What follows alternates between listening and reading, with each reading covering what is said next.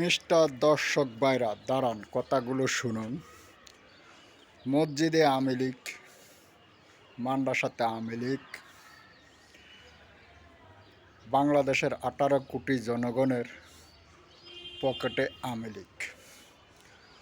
যে যদি বলতে চান আপনার আমাদের বাংলাদেশের সমাজে 18 কোটি জনগণ বসবাস করে, সে 18 কোটি জনগণের পকেটে কিন্তু আওয়ামী লীগ।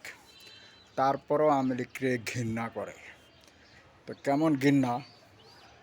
আপনারা আমাকে গালি দিবেন, কিন্তু গালি না।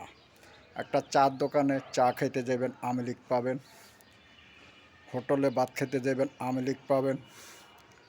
আপনার পানির বিল দিতে যাবেন, আওয়ামী লীগ পাবেন। বিদ্যুৎ বিল দিতে যাবেন, আওয়ামী লীগ পাবেন।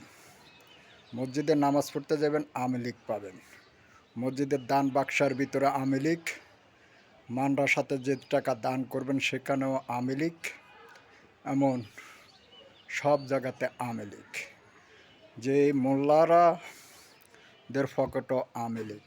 বেলে কেমন আওয়ামী লীগের কথা আপনি বললেন? তো গালাগালি করবেন না, এটাই হলো বাস্তব প্রমাণ। কিন্তু অনাবাস্তব না, কারণ অনাবাস্তবটাই আমাদের ছাত্র জনতার পকেটও কিন্তু আওয়ামী লীগ। কিন্তু ছাত্র জনতা ভাইরা কিন্তু আওয়ামী লীগের গাইডলাইন। তো আমাকে গালি দিবেন না, আমি সত্য কথাটাই প্রমাণিত করলাম। কারণ 5 আগস্টের পরের থেকেই আওয়ামী লীগের সব বেটায় গেলে আওয়ামী লীগের যত অফিস আদালত আছে সব কিছু ভাঙ্গা জ্বালায়া পোড়াইয়া দিছে, কিন্তু একটা জিনিস জ্বালাইতে পারা নাই। সে জিনিসটা জ্বালাইতে যদি পারত তাহলে আওয়ামী লীগ এ বাংলার বুকেতে থাকতো না। তো এই এই যে যে লোকটারে দেখতেছেন, ভদ্রলোকটারে, এই যে এই ভদ্রলোক সবার পকেটে, এই সবার পকেটে আছে দেখেই 18 কোটি জনগণ আওয়ামী লীগ।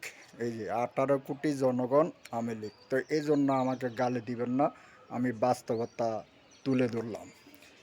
সবার ব্যাংক আদালত থেকে যত কোটি মিনিমাম টাকা আছে সব টাকা যদি আগুন দিয়ে ফুরা হলাম, তাহলে বাংলাদেশের থেকে আওয়ামী লীগ কখনো মনে থাকবে না।